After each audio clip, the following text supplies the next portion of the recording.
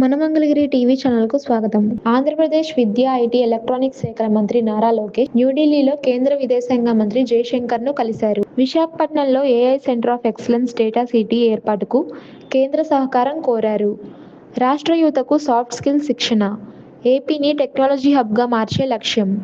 ప్రవాసాంధ్రుల సంక్షేమం కోసం ప్రవాస భారతీయ బీమా యోజన విస్తరణ, ప్రత్యేక ఫిర్యాదు విభాగం కోరారు. వలస కార్మికులకు ఓవర్సీస్ ట్రైనింగ్, మైగ్రేషన్ సౌకర్యాలకు ఫాస్ట్ ట్రాక్ అనుమతులు, నిధులు అభ్యర్థన.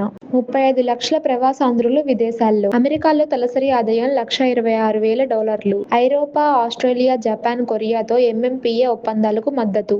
రష్యా, ఆస్ట్రేలియాలతో స్కిల్ డెవలప్మెంట్ కోసం జాయింట్ ట్రైనింగ్, ట్విన్నింగ్ సంస్థల ఏర్పాటు.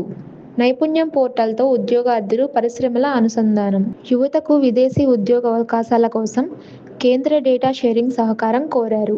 ఈ చర్చలు ఆంధ్రప్రదేశ్ యువతకు కొత్త అవకాశాలు తెరుస్తాయి. ఈ ప్రయత్నాలు రాష్ట్రాన్ని టెక్నాలజీ, నైపుణ్య రాజధానిగా మార్చి యువతకు ఉజ్వల భవిష్యత్తును అందిస్తాయి.